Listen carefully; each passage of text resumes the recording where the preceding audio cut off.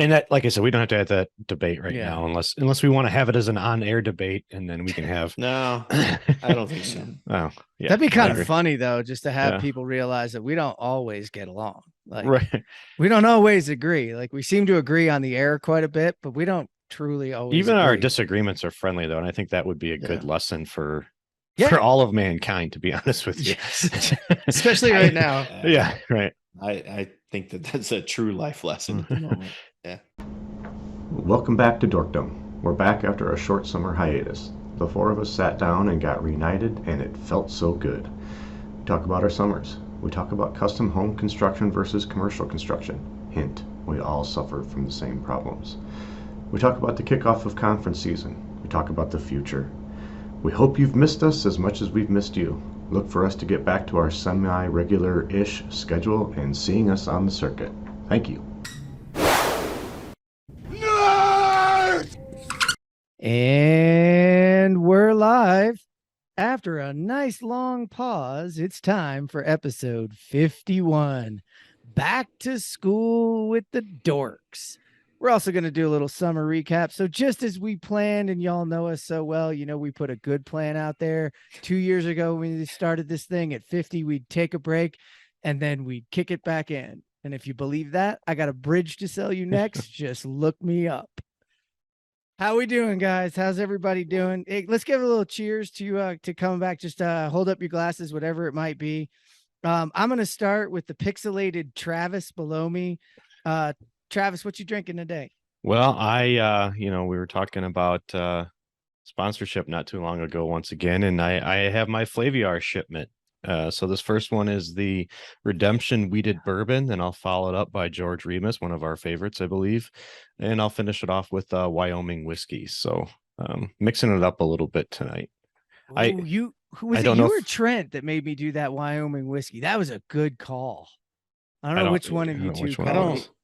I think I tuned you into the old elk. The old No, elk, yeah. yes. So you were the right. Wyoming and you were the old elk. Yeah.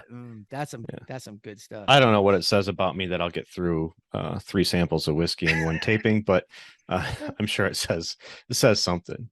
What about you, John? What you got? I got a Japanese whiskey. I got Iowa. Can we get that? I got Iowa. And it's a good Japanese whiskey. It's not expensive. It's a blend of malton and grains. It's kind of like if you like Scotch, but you don't like the Islay Scotches that are all peaty and smoky. This is a less peaty, less smoky, but it still tastes like a Scotch. The Japanese whiskeys taste like a Scotch. This one's really inexpensive, but I got it on vacation and I love it. I wish I had bought like 3 bottles of it. I'm already half way through this bottle, but I thought I'd have it tonight. I was looking for a Scotch, and this is just like it's like Scotch light. I'll have to give a shout out to our good friend Kevin Sue, who Jeff and I were at the AGC IT conference, and he handed me a bottle of I believe it was Nika coffee still whiskey. And you guys all know I'm not a big fan of the whiskey without the E. But the stuff was pretty good, and I would probably say it was a lot like what you're talking. Like you could still taste the single maltiness, but had a little bit of sweet to it. It was pretty good. Yeah, I was gonna say. Oh, anytime I hear Japanese whiskey, I'm like, it's either Flaviar as our sponsor or Kevin and his new Japanese whiskey. He really should get some sort of credit towards the uptick of Japanese whiskey in the Contech world. Yeah. And maybe he was the one responsible for it too. But I had met with Nick Espinosa earlier in the week, and it's a favorite of his as well. Although I think he might lean a little more Scotchy, but I think Kevin's got him kind of rolling in that direction. But for me, I'm just going straight Travis style. I've got an IPA here, so right on. My favorite with the And they brag about the hop so much that they call it hop supremacy. That's the it's just going to keep throwing our hops in on top of hops, and maybe a few more hops. But it's supreme. So, it is supreme. Yeah. I thought when I saw the white can, I thought you were just drinking a good old fashioned Miller Lite or an old style. I should. Yeah. Not as many hops in one of those though. No. Well, I'm going to give I'm gonna give a shout out to our good friend. Oh, you can't see it, Nathan Wood. I'm drinking well, no, you can't see it. It says sample on there. If you remember back a ways when we did the CDX in Denver, he gave me a really cool disjointed holder that I filled with my favorite Rendezvous rye from High West. And I only bring it out at special occasions. And if you've been listening, it's been quite a while since I've had a drink on the show. I've put some of my other plans on pause, so I thought I'd join in for a drink tonight. So High West Rendezvous in my personally made out glass. Thanks, Nathan, for the fun there. Come on, Nathan. We say your name enough. Like, where's mine? Yeah, geez. You get a disjointed glass, but where's the dork glass? There we go. That's beautiful. There's a call out. He's just we're not live anymore, so we can't even have him here bantering with us. But let's use that as a hello to, by the way, to everybody listening in. We're gonna switch a few things up here at the Dorks, and we're gonna talk about a few things, but that's one of them. The live thing is fun for us, but it's been hit or miss, and that's really not on you. That's on us because, well, getting the four of us to have lineup schedules and do it at night when we have families, and Travis softball and Jonathan hunting mushrooms or whatever you're out there doing. And well, we all know Trent's just bimming. So, so it's hard to line it up, but we aren't going to be done with it. I think we're going to make it more of a special thing and do it every once in a while. So with that, it's not that you've missed it. And we've missed you, but this is how it's going. So, we're going to do that. And with that, let's roll into kind of, Jonathan, I'm poking fun at you and for your mushroom hunting. So we might as well start there. What was your summer projects? And let's start with what was your summer projects? Well, man, we did significant construction projects this summer. Okay, so my boy this is actually cool. So my boy comes back from college. All right. And I'm like, hey, you got two things you got to do. You got to get a driver's license. All right. And you got to get a job. All right. And I know you're not going to be back for long. Well, he gets this job and the lady never calls him into work. So I'm like, hey, listen, I have this back deck and I'm going to rip this thing apart. And I would like you to take all the screws out of that and redo the boards and put it up as a separate deck on the back of my house while I get this poured into a patio and to do all that stuff. So I got to help my kid who's really not been a carpenter. Like he has all the tools, knows how to use them, not interested in being a carpenter, build a really beautiful deck in my backyard. So we did that. We put in a nice patio so we can have some good campfires. And this was my year to try to get all of the grapes working again. Because if you have a ton of grapes, what happens is every 3 years, they get a little bit kooky. So this was my year to get them all back. They're all back. They look really nice. I'd have Concord and Niagara grapes, which are really good for jelly, but not much else. So I did a lot of that. Did a lot of mushroom hunting, like you said, Jeff. You can't not do mushroom hunting. But on the context side, I was almost all spending all my time in the app world, and I have learned more about the app development, game development, how these solutions come to market for the construction industry. So what are the pitfalls? I've learned more about that this last year than I ever have. I've had more meetings in which, you're trying to solve a problem for a contractor A, and literally right across the table is contractor B, same problem, but can't use the same solution. Absolutely can't do it. And I think that it gave me a real humbleness in terms of what my expectations are for software solutions, but also some real insight into what's possible for the industry moving forward. Because as I watched over the year, and we talked to some people we talked to Melvin, and he was talking about using learning computers and machine learning in order to accomplish stripping drawings and understanding all these things. I think all of that became more concrete and became stuff where it's okay, well, we can spend some money and go do that, instead of there's some magic box with some magic programmers and they provide me with my Revit or my software solution. It's like, no, you can go out and you can, get a software team together and you can start to build these solutions. I think I thought it was it's that Dunning-Kruger effect when you don't know very much, right? And then you're climbing Mount Stupid. And I was like at the peak of Mount Stupid at the beginning of summer. I was like, everything is possible. We are going to solve all the problems in the world. All the workers are going to be happy and safe, and all the buildings are going to be constructed perfectly with digital twins. And over the summer, I pretty much slid down that hill. Like I surfed down that hill pretty freaking fast. And I'm starting to recover now. Like I'm on my way out to stability, but like that was my summer, man. It was really just like, okay, so can you do that with software? Yep. Nope. Okay, try again.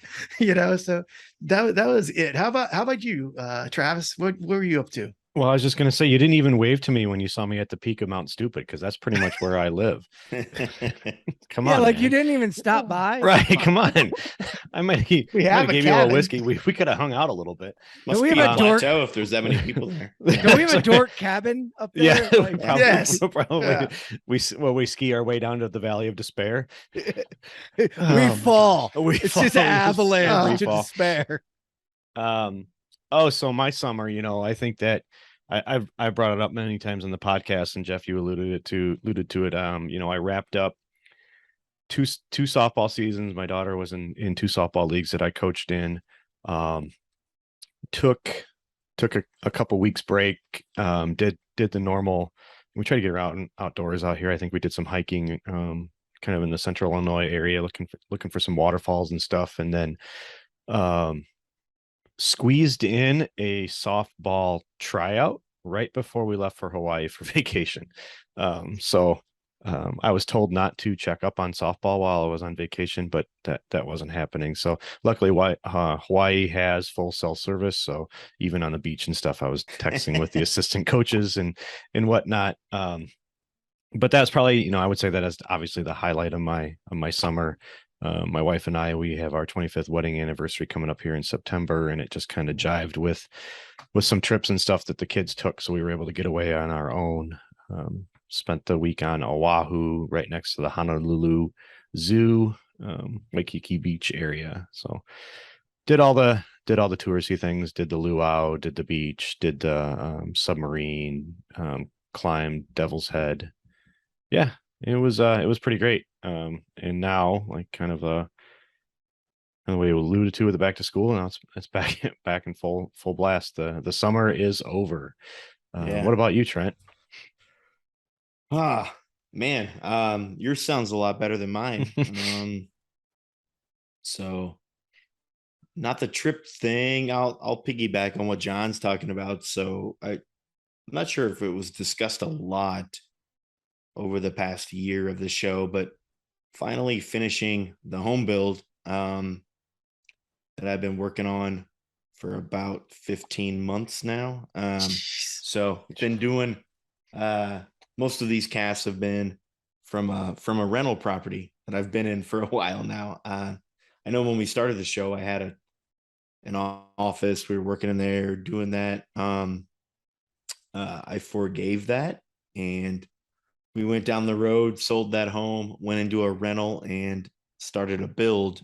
So we're now in the final weeks of that. So nice. By this time next month, we'll be in the new home.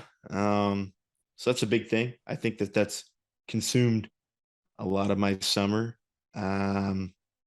What project management software is your contractor using? Actually, you know what? It does exist out there. Builder Trend is the name of it. Yep. It's actually one. I think it's pretty popular in the residential world. Mm-hmm. But I will say they lived about half in there and half in emails. So sounds familiar. Like, So all the things that we complain about, I promise you, the residential world is 10 times worse than we are. So Trent, did you show off just a little bit? Did you go tech forward with your contractor and be like, hey man, oh, come on. You didn't laser scan it and ask for as-built and no. I mean, come on, guys. What are you trying to do here? So dude, we had this dude in to pour the patio. All his job was to pour the patio. But I went out there with my phone in like 3D scanner app on my phone, and I just kept scanning it and sending him AR messages. And because he had never seen it before. And I'm like, no, check it out. Hit the little AR message, pop it in your yard. And then he's like, oh, that looks cool. I'm like, walk forward. Dude lost his mind when he could walk forward and look inside the trenches and look around the areas, with that neat little, if you have an iPhone with LiDAR, man, it's like freaking free app. we did do a couple things like that, but no, the big one, and if you've listened to me over the shows, I'm big into the financials. The big one is finding out the big difference between commercial industrial, which is the world that a lot of us live in, right? And residential. You talk about two very different worlds of construction when it comes to finances as it relates to an owner. I will tell you, there were times where you take on a project like this and they give you a number, and then you come to find out that the sub-trade spent 15 to 20% over that number. And then you find out that was an allowance, not a bid, right? So I've had many conversations with them on, if I did that in my world, I'd be out of business. Did you explain to the concept of hard bid? I mean, yeah, right. So apparently, in the economy we exist in the residential world, there's no such thing as a hard bid. So, it's a GMP, a gross minimum price. This is the least it'll cost you. Right. But yeah, I'm but pretty I could live much with that. I know how to guaranteeing handle it's gonna that. cost more. Oh no, the gross minimum means you're paying at least this much. So, but probably you're paying more. So not a fun summer. I've had many meetings with those people on that stuff, but it's finally coming to an end. That and then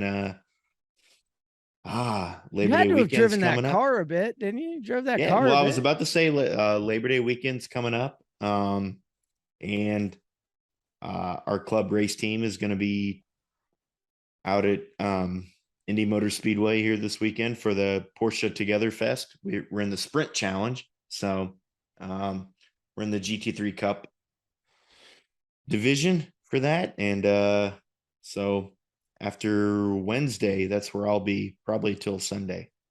Nice. Nice. Very nice. That's awesome.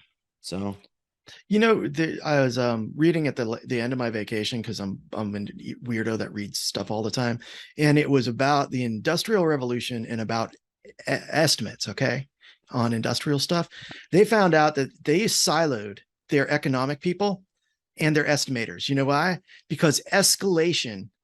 The economic people had a theory that they could project escalations as long as they didn't tell the estimators that their estimate was full of crap. All right. So like the estimate would be $60,000. The guys that were in the financial group of the same company that runs this business building cars would say, cool, that's $120,000. But they wouldn't tell the estimators that, because when they told the estimators that, it was $120,000 and escalated up. Then so like 240. They like literally had a separate set of books with escalation values to actually pull the loans and financing from. Wow. And I got to say, it's not a bad idea, right? Like, you've done 3 hospitals. What was your escalation on the last 3 hospitals? Well, you're probably going to do the same damn thing. Right. As long as I don't tell you that I'm taking out what's based on your escalation over the last few jobs. Maybe it's a good idea. But that's crazy, man. My contractors, just so you know, Trent, we were country boys, and it's the other way around. I changed the color. I changed the pattern. I added square footage. I didn't do all the work that I said I was going to do personally. And I said, so you're going to hit me with the change order? He's like, no, I'm fine. And at that moment, Yeah. I realized I probably paid way, way, way too much on the initial bid. It's really that's like, probably I'm true. so covered. Yeah. And that's probably true if they gave you that response. Yeah. But, and honestly, I looked at the financials of what we did and versus where this has been a weird couple of years. So yeah. Oh my gosh, the escalation in lumber. It's easy to sit there and say that you were taken advantage of. I don't know if we technically were, but from what you said, it's very like, I think that they came in at a level that was, to their performance at that time. And I think that, and it's not that we made a lot of changes, but things did change and this and that. But yeah, it's one of those things where it's easy to sit here and say that they hit you with a bunch of change, like unadvised changes, and it was an allowance versus a hard bid and this and that.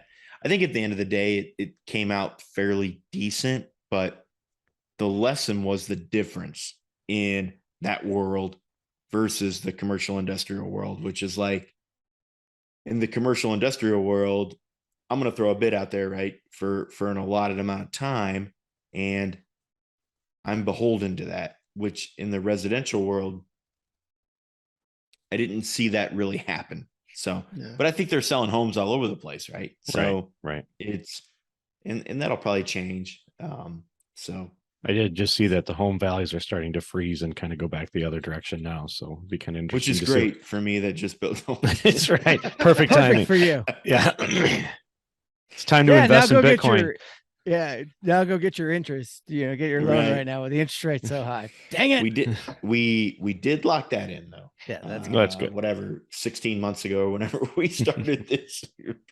I got to tell you, man, that I've spent some time recently getting involved with custom home builders and home builders, and it's a very different world, man. They deal with a different set of things too. Like, we order on and commercial construction, we order on a different level and a different scale. And as you scale down, the impact of change and escalation and et cetera is bigger.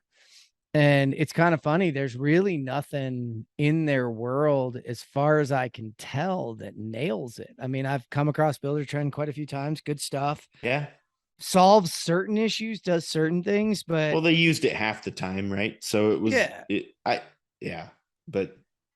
but it's not like, it's not like some of the bigger ones we're used to that manage trade contractors, that manage transparency, that manage all of that. I mean, when you start talking about the philosophies we have at the commercial and enterprise level, they don't have that. And in fact, if you sit down and talk to them, one of the interesting things for me was sitting down and talking to groups like that and starting to get them to realize, like a couple of them were like, man, this whole like collaborative crap sucks.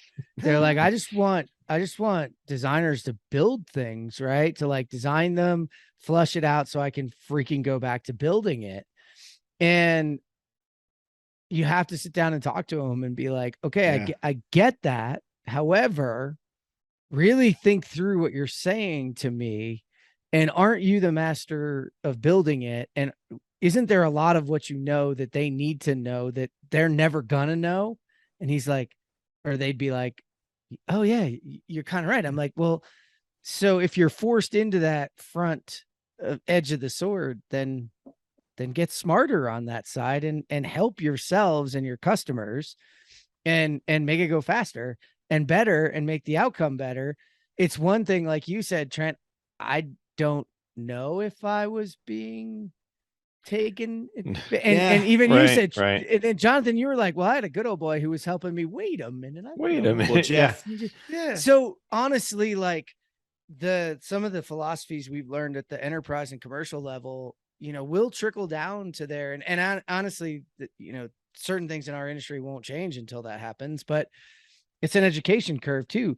Those folks don't have a ton of money to then go learn and go to conferences and talk to you guys. And I don't know either. You guys can tell me, but I mean, can you really do commercial, or can you do true prefab productization for custom homes or home building like you're building, Trent? I mean, they do to a point, right? But this was a custom home, right? Without going into a whole lot of details. Yeah. So it's tricky, right? They were faced with the same. So all the things that I would complain about on a project, right? Where I'm like, okay, well, the design's done. How much time do I have to put things into plans for prefab?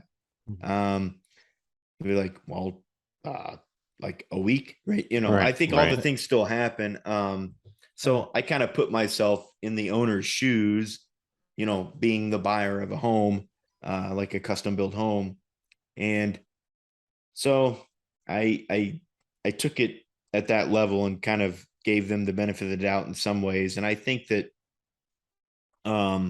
like Jonathan said, like the good old boy thing, like I feel like they gave me a pretty decent price, right? So if I was going to sit there and drive a schedule, which I think the build, my honest opinion, the build took way too damn long. Like what the heck are you guys doing? Like I think it's all it's all the same problems that we see. This is kind of an I can't believe we found our way into this. I can, but but I think it's all the same things where I'm sitting here like, why aren't you guys getting this done? Why aren't you? And then when something does happen and they send me a cost impact, I'm complaining about that, right? And then I'm sitting here and thinking about it, and I'm like, you know what? This is the exact same problem that I find myself. You're just doing it in the scale of hundreds of thousands, and they're doing it in hundreds of millions. Yep. Yeah. Well, no. Well, yeah. As a home buyer, I'm doing it in this, and then in the world we live in, it's just 100 times that or whatever. Right. So it's like, or 1,000 times that or whatever it is. So it's like, I think that everybody has the same kind of issues. Yeah. I mean, but I had to think a little closely about it. Like, well, when did I really give them my final design? And it was like, I think when they finally had the final design, we started construction maybe like a week later. I was just going to say you had the final design by the time they had this last wall up, right? I like to think I didn't do that to them, but I probably did. Right? Probably. My first like official job after I got out of school for drafting and all that was with Sinzabah Construction Company doing custom homes. And I did a lot of kitchens. And the reason he had me do kitchens, he says, nah, kitchens, I need to get a plan down on paper because they're going to change it 50 times during the course of that kitchen renovation. And he said, what they don't realize is I don't carry enough money to cover like a lot of change, like there's not a lot of cushion between him and the street and his business going on during all that. He did do something cool though on the prefab side. There's a house called a Lindell house. You guys ever see these things? Yeah. Dude, they come in a kit. They come in a kit. They look like a ski lodge, like a beautiful ski lodge house. All right. Yes. So this local painter, he had one of those, and Doug's like, hey, Marsh, go over there. We'll figure out how to make steel saddles for Lindell homes so that we will be the only people that can renovate your Lindell home because it was popular in the area. So he makes these steel saddles up, gets them fabricated, and all of a sudden we're doing Lindell homes. But because they were a kit home to begin with, he has that in his head. And he's the shop teacher down at some other school. So in the summer, he does all his construction jobs and runs SynCon, his company. Thought it was a horrible name, man. Sin and Con in the same name of a contractor. Yeah. Like this is a bad idea. Like come on, man. You need a branding expert. He back needs there a that marketing didn't guy exist. for sure. Yeah. Right. And this was literally 27 years ago or 26 years ago. So, but anyways, like he started kidding. So I mean, I think that he was, and also you got to figure this was 26 years ago, and we're drafting everything, like everything. Now we're still using a blueprint machine to make copies. And we have a pencil printer. If you've ever seen one of those, they're freaking awesome. I wish I had one still, where it actually goes with a pencil and draws on the page, and the page flips back and forth. It's crazy. It was so when you made mistakes, you could actually erase the stuff. Interesting. But I think my point was, those guys, there's a lot less room between the street. You know, like if we took it as hard bid on a residential contractors, the small ones, all of them would go out of business after 3 jobs. Right. You know, and that's what I realized. Right. And it was, so my initial response to them was, well, how can you give me an entire thing off an allowance? And then, but you have to kind of put yourself in their shoes. And so I think me being in the position I'm in helped with that a little bit. My initial was like, well, I'd be out of business if I did what you did. And then I'm sitting here thinking, wait a minute, maybe they have it right. Maybe that's the way we actually want to be. I'm like, wait, right? That's how we should do it. Right. No, probably is how we should do it. No, I don't think so. I feel like there's going to be like custom home configurators soon that fit with Fab. There are, man. There are, and I think that it's going to keep but they're going just that not way. wildly used, right? Like that's the thing, is it's the wild use of them. They do it in, in neighborhoods where everything's pretty similar. They do it. I mean, without going in, this was a pretty custom home, right? So they had to deal with us telling them a lot of things. But I think if you built a home where the owner was kind of railroaded to a certain direction, and it's all the things we talk about, right? Right. Why doesn't a GC tell the owner, hey, go yourself, you can't do this. Just build a goddamn rectangular building. Right. And then you become the owner for a second and you're like, all right, well, yeah. Well, even though, like I was trying to think through it. Like if you just had, let's say you had a standard for home footprints, right? And then you just had wall panels in there that you could just flip and move, and I mean you could still kind of achieve the customization and the prefabrication or modularization. Right. Maybe not so much modularization, but the prefabrication. Yeah. I think that's the perfect. So but obviously they're not there yet. And, right. So you need manufacturing level stuff, man. Yeah. Right.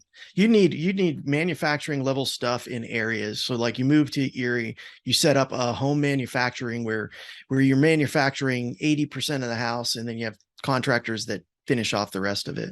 Mm-hmm. And I actually am hopeful for the other way around. Like we were talking on the crew when I was on there, like about the 3D printed homes. Mm-hmm. There you have a really cool design options because you can go with the weird construction, and starting to see some of that. I'm really excited to see that go in, to see some level of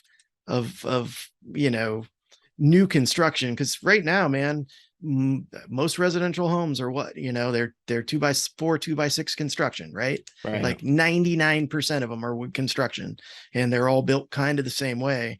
And it doesn't seem like, there are some other materials out there that might have a huge impact once they start making their way into residential. You know what I mean? Well, Jeff, we interviewed Anna from APIScore, right? Yep. On the crew. Yeah. Now you have to tell everybody. We have to public service announcement. Trent's now an investor. Oh shoot! All right. So I am an investor in APIScore. Yeah. Nice. Actually, that was really cool of her. Like at the end, she reminded us to tell everybody they're one of the few companies that are not publicly traded. However, they are allowing you to buy stock in them. So it's kind of a cool thing. And then, that is pretty cool. If you've ever met Trent, a kind of a cool thing. Trent's gonna run down that road a bit, and it was pretty cool, man. Look, I'll throw money anywhere. Did you cash out all your crypto to move into there? Well, look. What was left? We gotta balance it. We gotta balance it out. Shit, that's just too funny. Jeff, did you get to do your summer update? We just kind of went off on a tangent. No, we went on a tangent. It's fine. It felt like I was trying to make a good segue right there. I talked about building a home, and it went into 40 minutes of which is cool. That's yeah, it was cool. That's what we do as dorks, right? We dork out. Like this would have been the bar conversation this summer. Right. So Yeah. we still need to have that at some point. But no, I didn't do my summer recap is always the same. It feels like get outdoors and have fun. Riding the bikes, running, having a good time. I am sunburnt right now. It's pretty obvious, I think, if you're watching in, you can see it. Something I forgot and learned was that I was out on the water on Saturday. By the way, wake surfing is my new favorite thing ever. I annoyed both Trent and Jonathan at the beginning of this. Like, I hadn't been in forever. I went out on my boy's boat on Saturday and just loved it. However, I put the sunscreen on, then dove into the water, and it all comes off your face, and you don't have the hat or anything on while you're there. And I was out surfing for a while, and so I'm nicely red. Yeah. This is pretty good.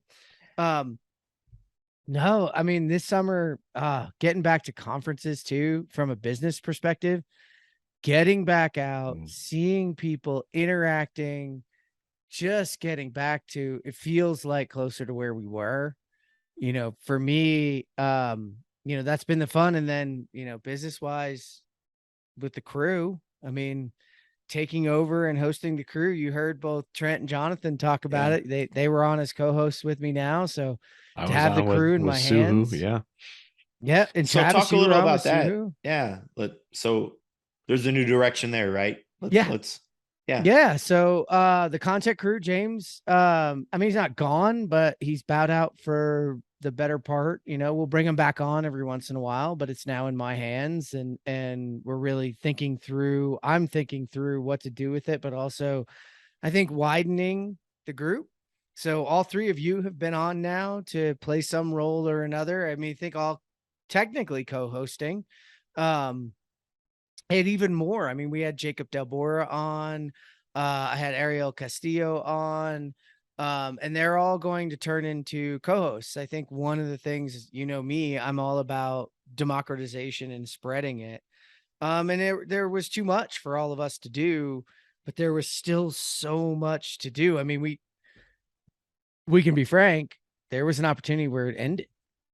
And I didn't want to see it end. Right. I had some long conversations. Jonathan and I had some long conversations about this, and I wasn't ready for it to end. I don't think the industry is ready for it to end. I think it's got some opportunity to do something new and different, and spread its wings. Not that it wasn't where it was before, but whenever something has this change, it's the opportunity to think really hard about what's working, what's not working, and do some different things. We haven't done those things. I'm scrambling right now. I will be completely honest. I'm scrambling. I'm glad you're thinking like that, though. Like, change is always an opportunity for growth. Or, I mean, I don't want to dismiss what it was before either, but isn't that what we do? Right. Right. Yeah. Yeah. So that was, I mean, personally training, etc. Although, I guess I should be, transparent. Sometimes life catches up with you, and you can't balance everything. And I forget who I was listening into recently that it was like it was the Construction Brothers. And Tyler was talking about, having to learn to use the word no. Like, I have to say no to things, and I'm not good at that. Man, if you've met me on the circuit, I love what we do. I love the people that are getting involved in this industry. I rarely say no to people, and because it's hard, because I think like no feels like rejection to them. It also hurts me because I want to give as much as I can, but at times you give too much. And I'm staring down the barrel of having the crew, still have my full-time job at Join. I have Disjointed running. We have this podcast running. We're coming into speaking. We're coming into the speaking season, as it were, and the event season. And it just became too much. And I'm supposed to have an Ironman race in 3 months. I'm less than 90 days from it. And in all honesty, the luck happened that the crew that I was racing with also had some things come up, and they can't race. So for the first time in my Ironman career, I deferred my Ironman for a year. So we are not going. I'm not going to race in 90 days like I was supposed to. I'm gonna push it. I said no. There you go. That's tough to do, man. That's very tough to do. We've joke a lot of this times conversation over. Oh yeah. my God, Travis. How yeah, many over times? and over. Like we've talked about, tongue in cheek, like we should start a consultancy where we just basically come in and tell everybody no. Like that is the only role of the consultancy, is to just walk in, especially when it comes to startups in dealing with their customers, startups in dealing with their investors. I'm just come up and serious. saying no. I think it gets in the way of so much. Like you need, Yeah. you need that check. I don't know, guys. Wait, we've had this talk. Yeah, they've had this Yeah. talk with me. I am probably should be the first person to pay them as a client, because I'm like, I don't know what to do. I've got like these 9 things, and they're all think about it. Think contradictory. about it from your Say, standpoint like, as no. as Well, a John, product, have you a thought product about owner. no? Right. Well, if you outsource the no to us, it is not your fault that the no comes out. True. But everybody would realize. Clandestine no. Clandestine no. What do you think? Like, everybody's going to realize though, when I'm like, hey man, I can't answer that right now. Could you check with Trent and Travis? Dang,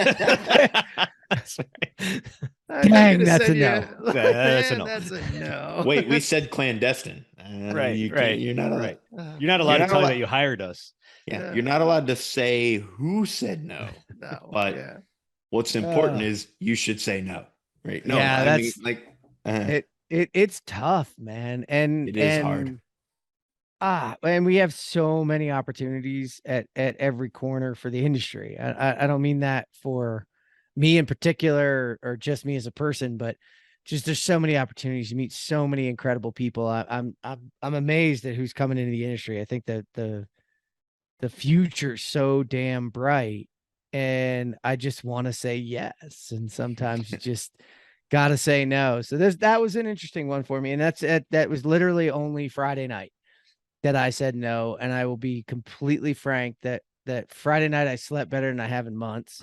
Yeah. And then Saturday, for the first time, with what you have to do with training, it was like supposed to be a 110-mile ride, and then go for a brick run, and instead I got up, helped my boys pack a cooler, brought some breakfast and some lunch, and got out on a wake surfboard and kicked it and learned how to surf a wave. Right on.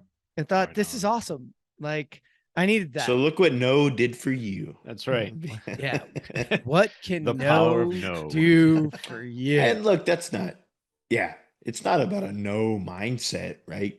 It's being realistic. It's not. And I think that when all of us are in these positions, in for whatever reason, whatever your mindset is on, psychology, philosophy, or whatever, but most of us are generally, we want to make, I don't want to say we're people pleasers, but we want to make life better for those around us. So we take on too much, and usually end up bogging ourselves down.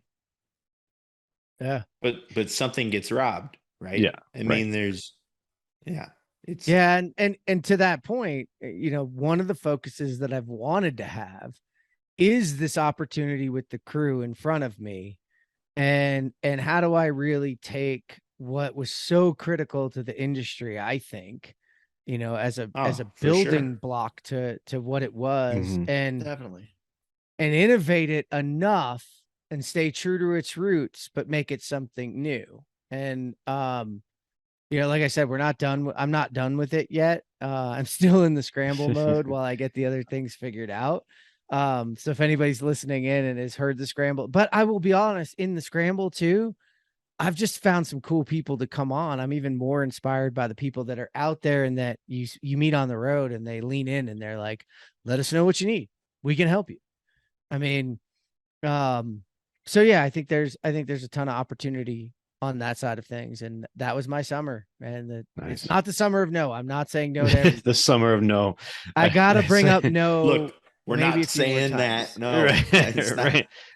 It's not. But it's not no, but it's no.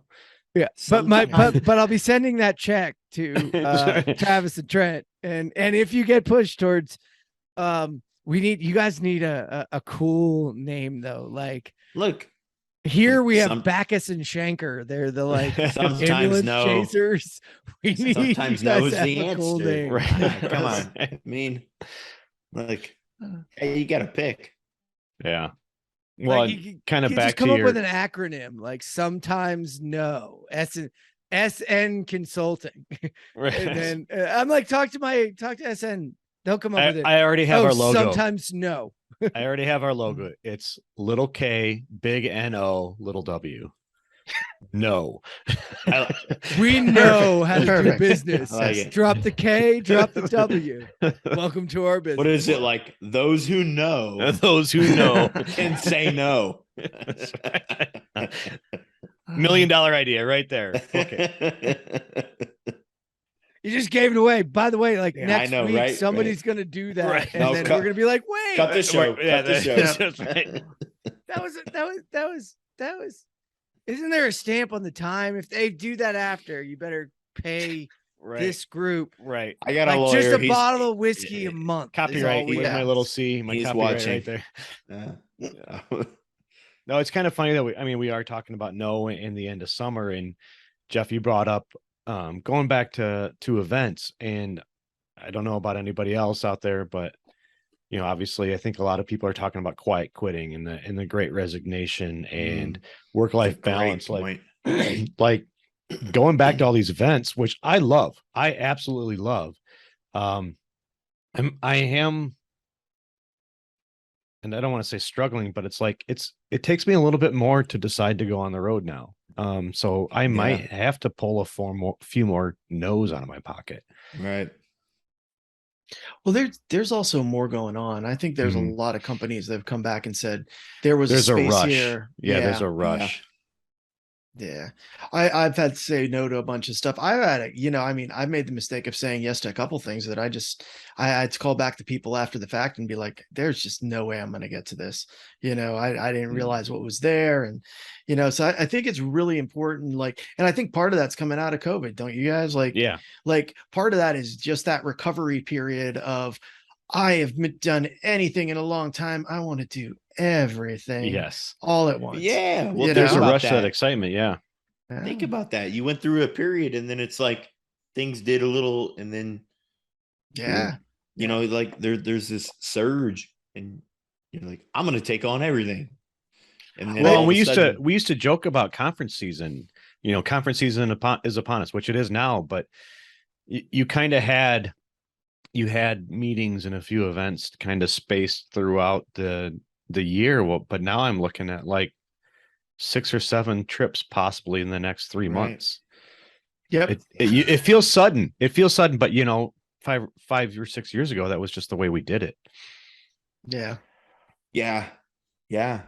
It's funny though. I feel like there's a change in it. There's a bunch more of them now too, gaining some speed. That's true. But I think some of those will go away too over time. Like, and there's some of the classic ones that are making some changes, and I think that'll make people rethink them. Yeah. Did you guys read any of the articles that were about conference vacations? That's what they were talking about. Is that what people are doing? Yeah. It's like, hey, these conferences are mixing so close, and not a lot of the ones we go are pretty high content. Like some of the ones we go are really dense content, only nerds allowed. And when you go to the bar talk, it's the discussions we're having here. So you go back to your business and you're supercharged. But there is a big movement towards sort of, these are the vacations that you take as part of our company. You go to this and this conference, you forfeit your real vacation for, unfortunately you do. And you know what? It's team building. That's where you say no. No. Say no. I'll tell you right now, that's the opposite. No. Trademark. But you know what I will say though, a lot of the industry associations have done a very good job of figuring out cool places to have their event where it's super content heavy, but then like it ends on Thursday night. Thursday afternoon. Yes. And they encourage, and I know they encourage their people to stay a few more days and actually lounge, like turn it into a vacation. Yes. And I mean, let's take MCAA National, for instance. Like MCAA National has fully leaned into the fact that they even have a significant others track that does like That's true. cooking That is true. classes, and they bring in like, I'm gonna get it wrong. I want to say it wasn't Michelle Obama and it wasn't Barbara Bush, but they brought in it was not Barbara Bush, the other George Jr.'s wife. Laura. Yeah, they brought in Laura, and she talked and like really make it specific to that. And it's a week at a killer resort. And then they encourage folks, hey, make this fun for yourselves and stay on. And I think that's kind of cool. I've seen a lot more of that, and a lot more people being like, oh, I'm not splitting. Because, us who work the circuit are like, okay, it ends at 2:00. Right. I speak at 1:15. Can I get my flight at 4? Yeah. What flight can I make? Right. And that's not going to be, if that's your vacation time, come on. No, but they don't make way. it the vacation time. They make the time that they're there. Our organizations don't.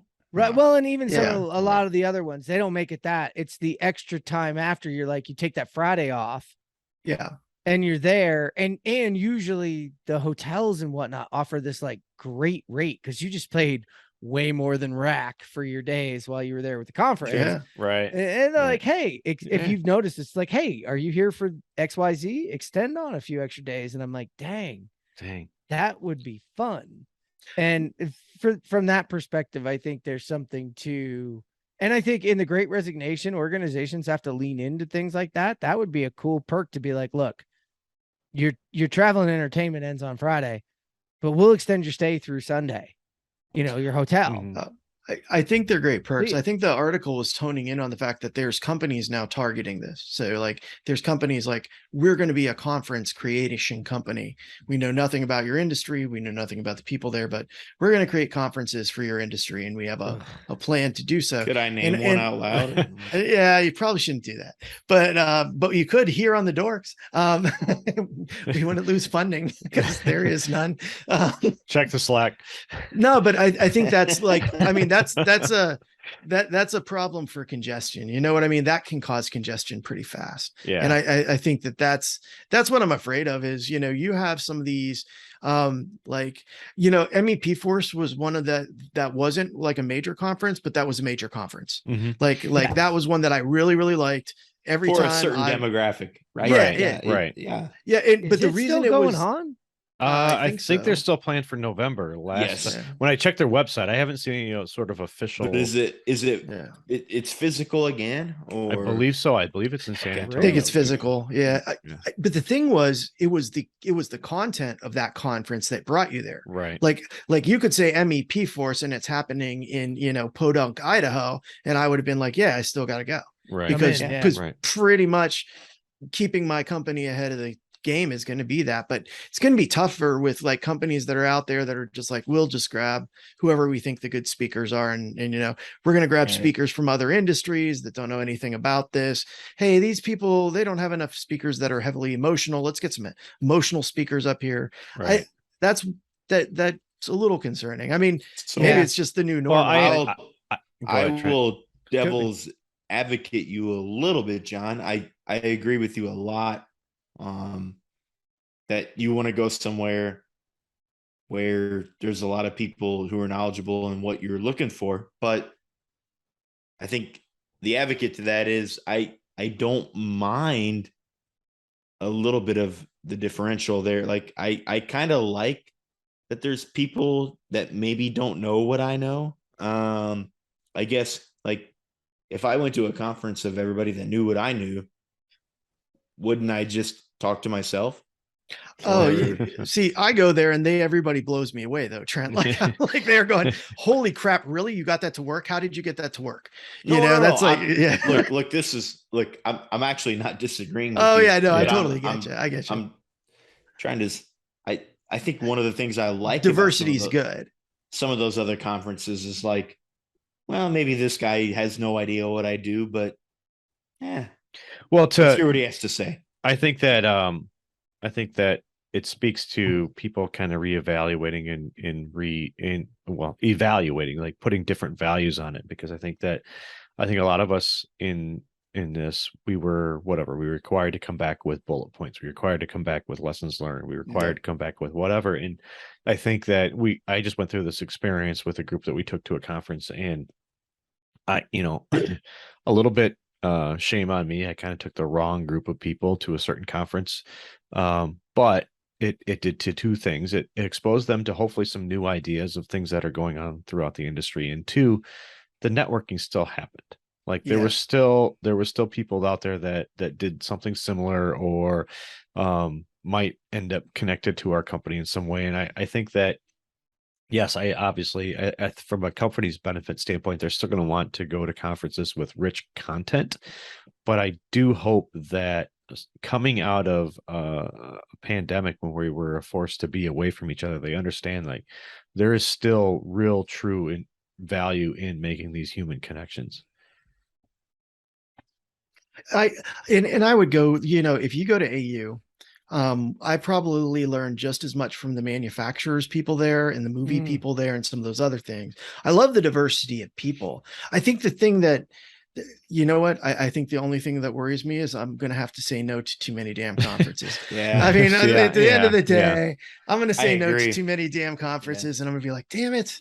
I really wanted to see that. If you'd like to hire the dorks as public speakers routinely, I would have to say, I would have to say no too, constructiondorks.com and sign Look, up. I'll bring you a report back from anything if you want to. But yeah, actually, hey, wait, in all honesty, now don't be treading on my world. No, I'm just kidding.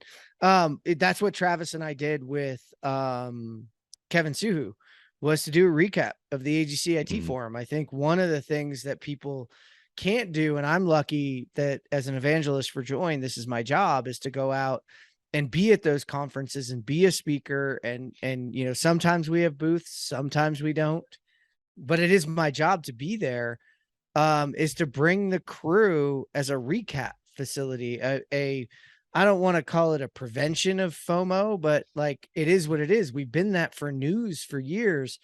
Why can't we do the same as the conference scene grows? You can't be everywhere. So how can we facilitate that? And a little teaser, you might hear some things coming about Procore Groundbreak before we get there. You might hear us at Procore Groundbreak. You might hear, and I mean that as the crew, as Disjointed. Who knows? You never even know where the dorks are going to pop up. If those other things are there, the dorks could pop up somewhere too. So some cool book us for your kid's birthday party. Hey, kid's birthday party, but you better be drinking whiskey. What could go wrong? Sounds like a great time. We'll BIM it. It's fine. It's fine. What are you doing? We're BIMing it. Oh man. All right. Wrap her up. What? Oh, it's time already? Fall conference season. I don't want to say the fall conference season. This is the back to school episode. You got me completely off on the tangents. We threw away off. We threw away everything. Well, that's actually my fault. Let's come back a little bit. Let's talk about usual. You kind of tease at the beginning. It's back to school. So back to school. We've all had a chaotic summer that kind of resulted in I will say a planned pause, but we know otherwise. And now we're full bore back into life, into school for those of us with kids, into sports, into the conference season. So, Jeff, I'll kick it your way. I'll play host for a second. What should we look forward to from the dorks moving forward? Ooh, I think going into the fall, it's really this. My personal focus going into the fall is watching what we're seeing economically and how it doesn't add up for me. It really doesn't. I'm sitting on one side and personally in my own life I'm always looking at houses and whatnot. I live in a pretty small spot that I picked right before COVID. Obviously, what happened with home prices during COVID. So I've been watching. Things are starting to check up and move. but then I was just at the AGCIT conference, and I was just at, I've spent a cool week with the join team. And one of the things is the CHIPS Act passed, which is, those manufacturers are putting $110 billion into, or $115 billion into the industry. And then you have the infrastructure bill that's $110 billion into infrastructure and mega, highways, roads, bridges. And it said mega and large projects, which means that money can be used for a lot of things. And every contractor I talk to has a backlog that they don't know what to do with. So for me, the fall is really about, does anybody have data? Does anybody have insights into what the hell is really going to happen?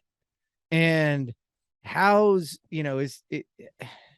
we on the 18-month? Construction's behind, but I just mentioned $25 billion in investment. Like, something's not adding up. So for me, it's finding those people that can shed light or talk about it, etc., for that period of time. And then honestly, the other thing, and you three will have to love this, but like the rubber hitting the road for that convergence to a manufacturing mindset and to meet those same needs that we're hearing about. I feel like this fall, we're going to see a lot of things we didn't see before, and a lot of minds going, a lot of light bulbs go off. And it may be a product of all of us being together where we couldn't, Autodesk University. This is the first time we've all been back together. Groundbreak, first time we've all been back together. I will be at DBIA this year at their annual conference. I'm really excited at the growth of the Design Build Institute and Design Build in the industry as well. So, 3 big ones to go to where I feel like there's a lot to learn and a lot of light bulbs to go off. So there you go. I'm going to kick it right back at you though, Travis. If you do that to me, I'm going to do it back to you. Geez. What does back to school mean to Travis for the fall? I will be completely honest. I was not expecting that answer. It was a little bit more than I really anticipated. You kind of went to a different direction. So if I think about it in that terms, all the stuff that you were talking about with the backlog and the direction in construction and the push kind of from the government down to, fund and stimulate and do all the things that governments do. Myself as a construction technologist, this is supposed to be my time to shine, right? I'm supposed to have been working on putting systems in place to help us scale as best as we can to handle this. Now, whether or not I've actually accomplished that, I guess we're about to find out. I will say,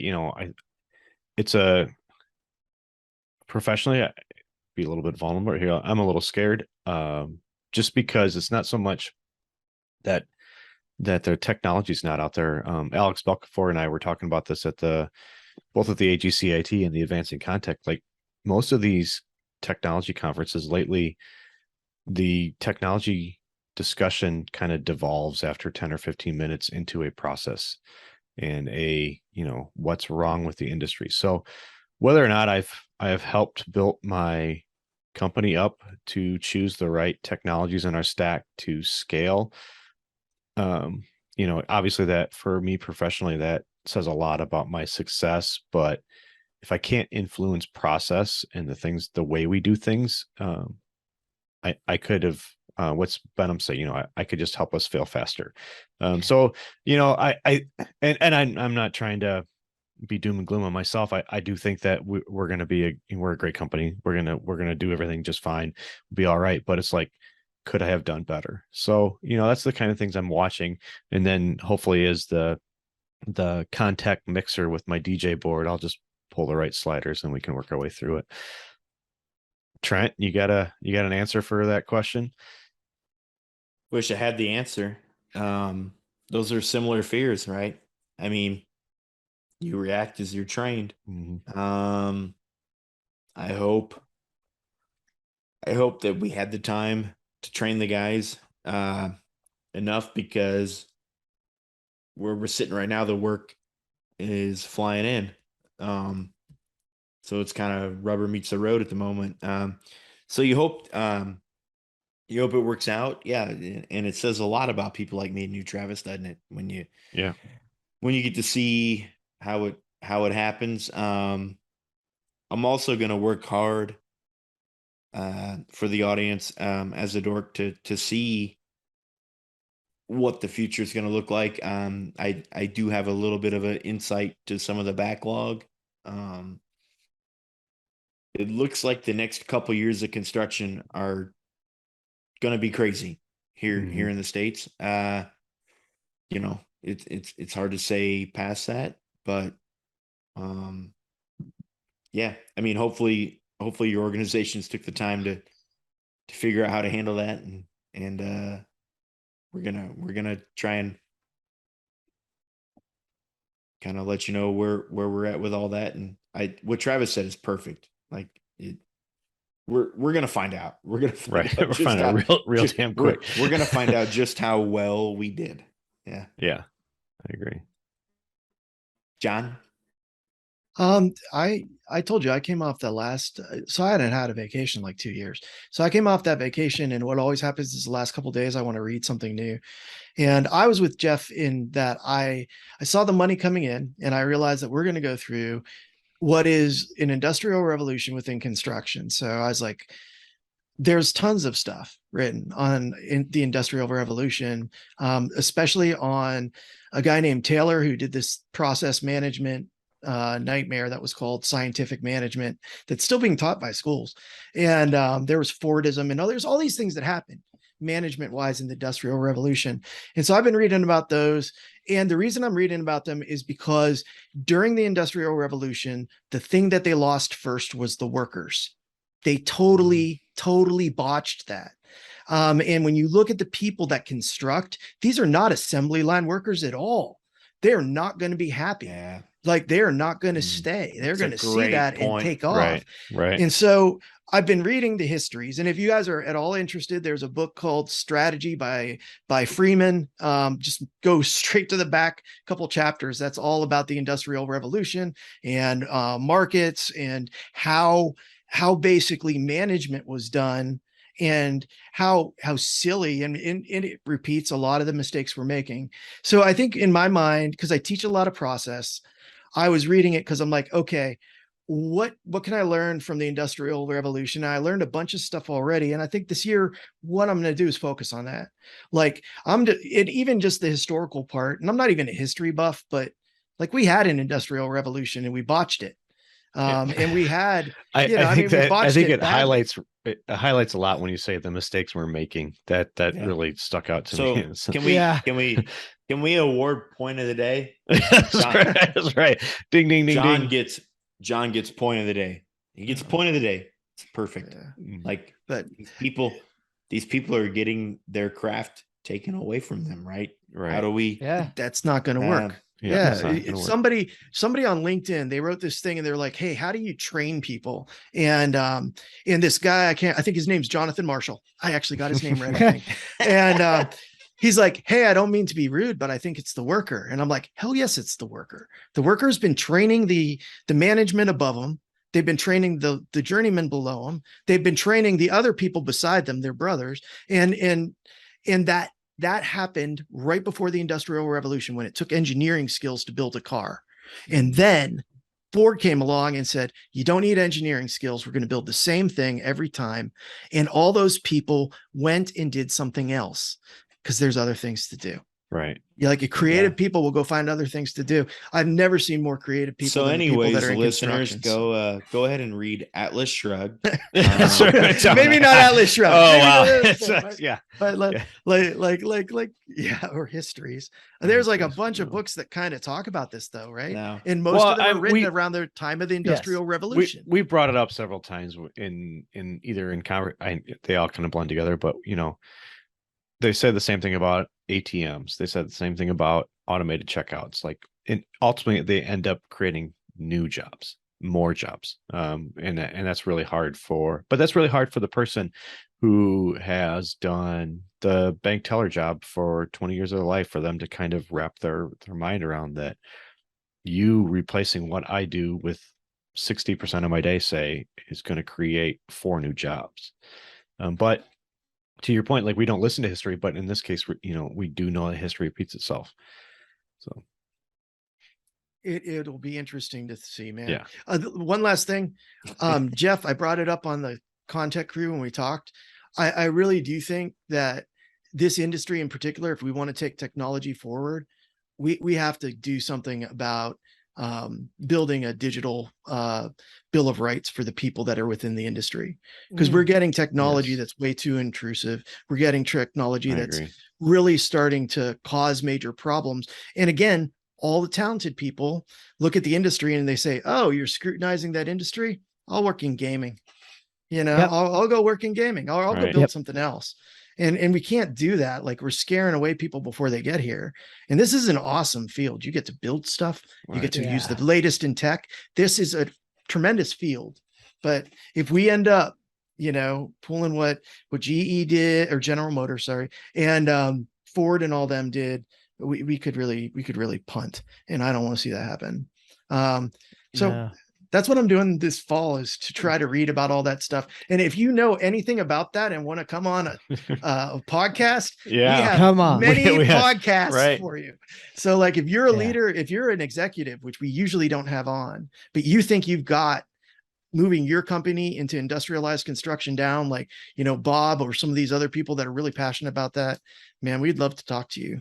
I love that digital bill of rights, man. That's I like it. That's key. That's great. Yeah. Look for an article. I'm going to write an article on that. Oh, we haven't done that in a while, haven't we?